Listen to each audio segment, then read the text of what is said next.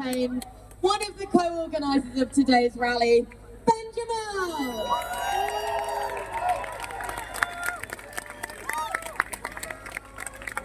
Friends, after 1 year of genocide, maybe the world thought that Israel had exhausted its reservoir of barbarity and horror, had nothing left to demonstrate about its capacity to unleash and to tolerate acts of the most obscene depravity. And then, this week, we all saw the images of 19-year-old Shaban al-Dalu burning alive, still tied to his IV drip, his last moments on earth filled with an agony that cannot be imagined. There are moments when a single image can come to symbolize the brutal nature of an entire system of oppression, as did the image of Emmett Till's disfigured face after his murder at the hands of southern white racists, symbolise for the entire world the horrors of segregation, and as did the image of Kim Phuc burnt by napalm, symbolise the horrors of America's colonial war in Vietnam, because what the film of Shaban al-Dalu's death revealed is not an isolated moment of horror, but the raw, brutal face of Israel's decades-long system of oppression. What we all saw was not, as Israel and its allies, including our own government, would have us believe, the act of a state defending itself, because the truth is this: Israel is not defending itself. That story only makes sense if history began on October the 7th, but of course, that is not true. The reality is, since 1948, Israel has employed an unbroken chain of brutal violence in order to dispossess an indigenous people, colonize their land, ethnically cleanse those it is able to, and subject those it does not ethnically cleanse or kill to a life of subjugation under a system of apartheid.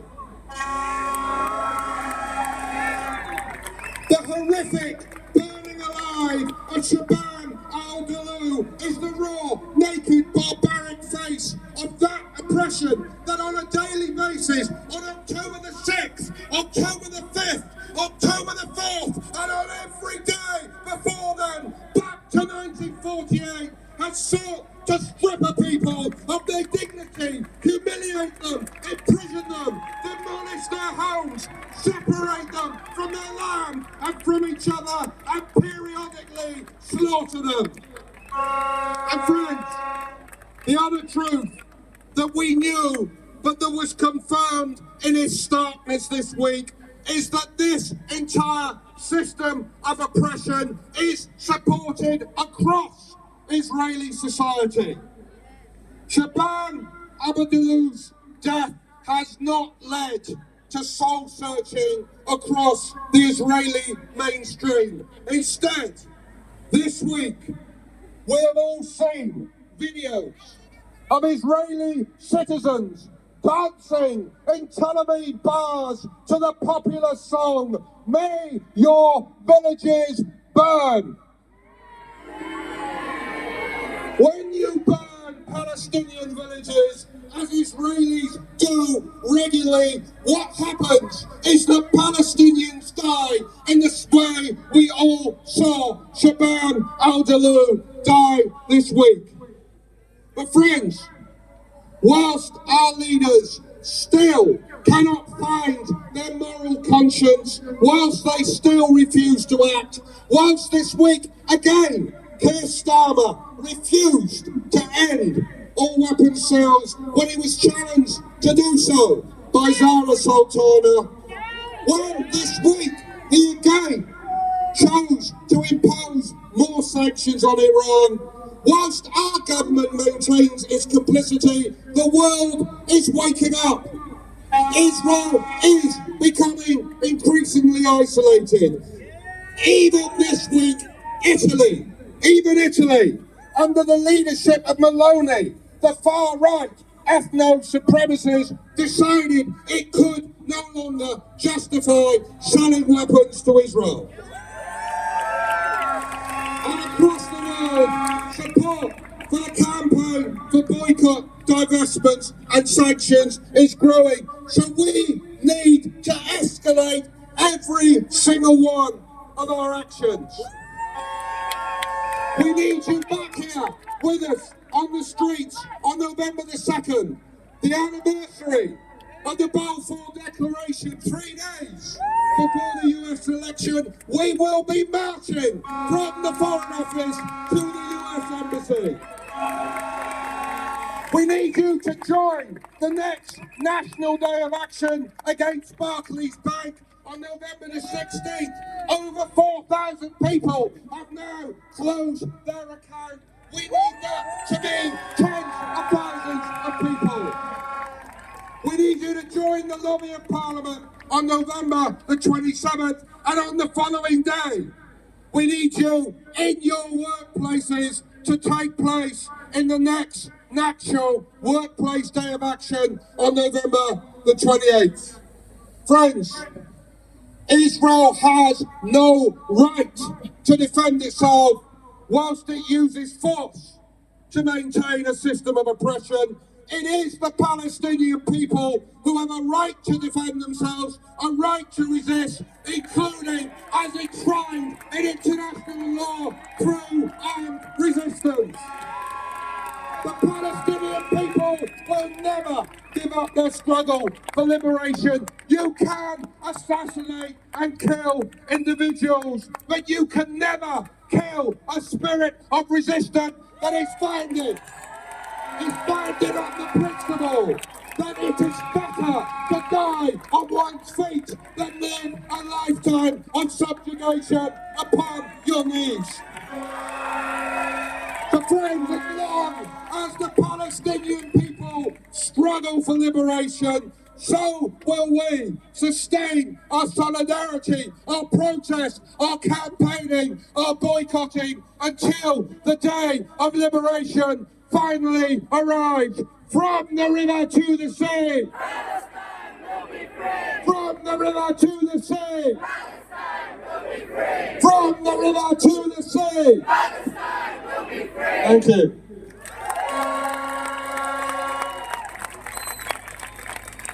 Okay, London, if you were able to bring some flowers or a soft toy with you today, please could you hold them up? So, it's Downing Street. We are all here today because we have taken a vow never to forget who is responsible for this genocide.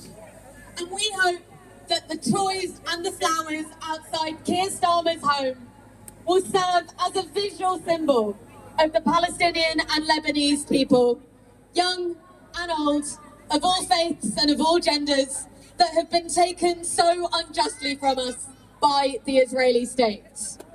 To show that we mourn every life lost and that we will continue to fight for every life that remains.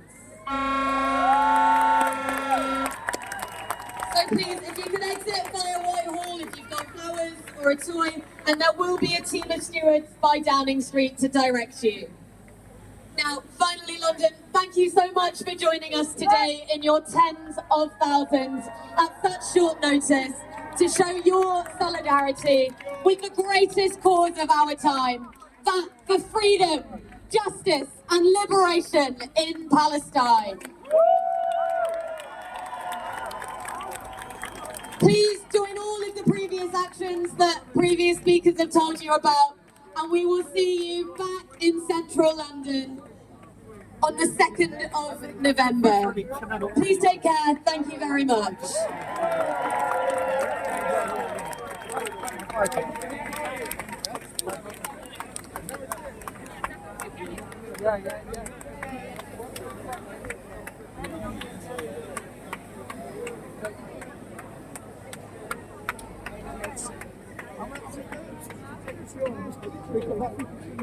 Very impactful. The twice. Well, I was going to walk down as well.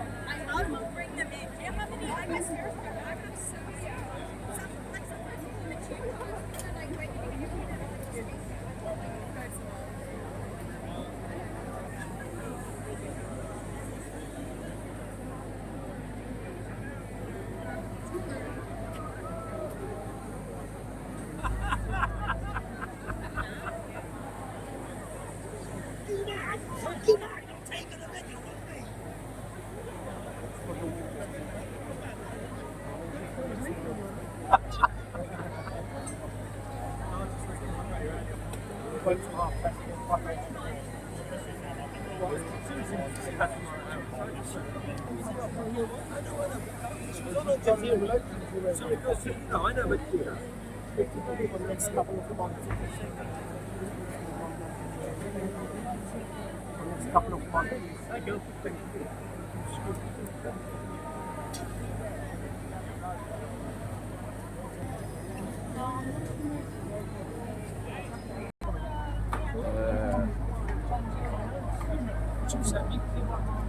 Oh, that's good, yeah.